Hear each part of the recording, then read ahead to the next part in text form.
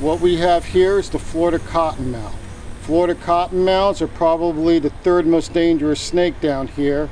Most bites from this snake are not fatal, but they do cause a lot of pain and they can cause a lot of tissue damage. The venom from this snake is much like that of the diamondback, as a very potent hemotoxin. Now, cottonmouths are usually found near water.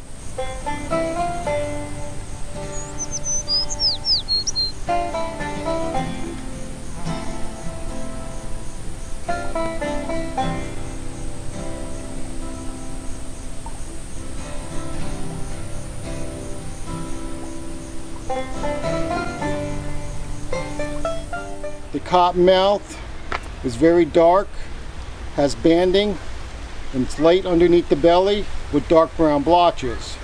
To identify the cottonmouth, most of us will look at the side of the head at that horizontal stripe. That horizontal stripe is outlined in a lighter shade of color. Pretty visible from a good distance. We don't need to get close to them in order to identify them. But a lot of times it's difficult to tell a water snake from a cottonmouth. So what most people should do is, if you see a snake near water, on land, leave both of them alone.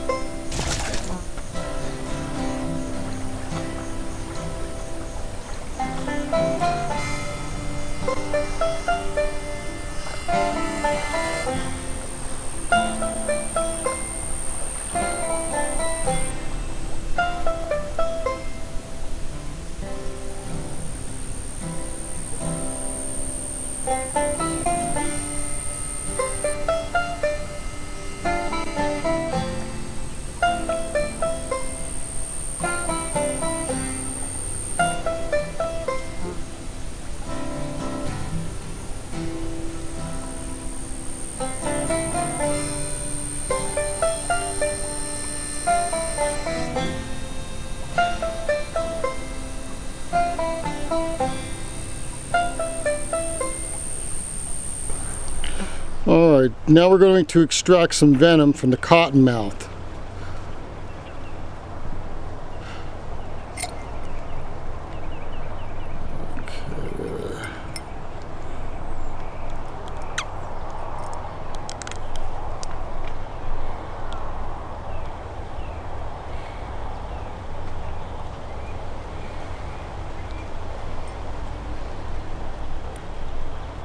This is the venom of the cottonmouth, very similar to the venom of the diamondback rattlesnake.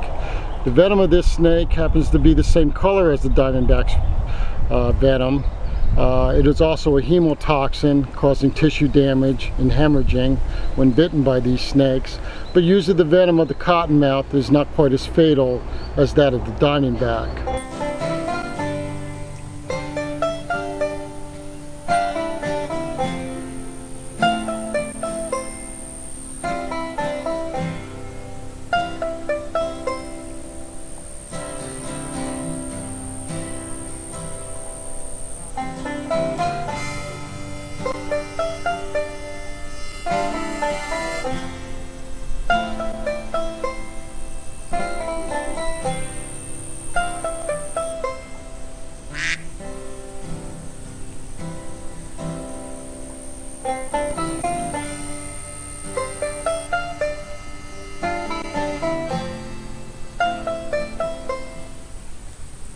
Cottonmouths are ambush predators on land.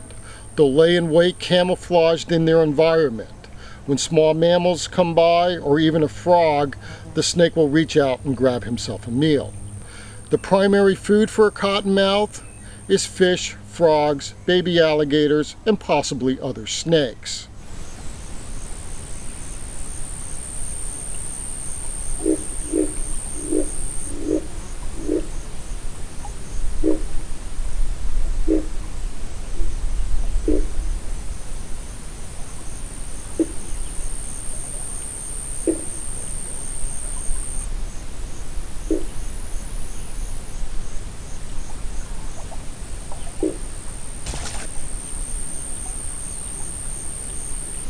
When these snakes swim through the water, they normally swim on the surface of the water. They undulate the body from side to side to try to propel them across the surface of the water. Most water snakes, which actually simulate and look like cottonmouths, are often mistaken for the cottonmouth itself. In the picture below, we see the water snake is almost completely submerged beneath the water.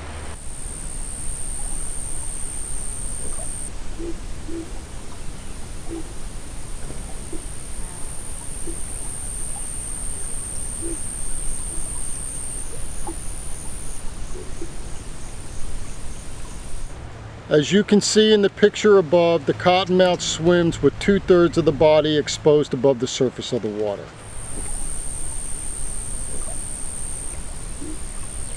In the old days, the U.S. government would send soldiers to drive the Indians out of the swamp.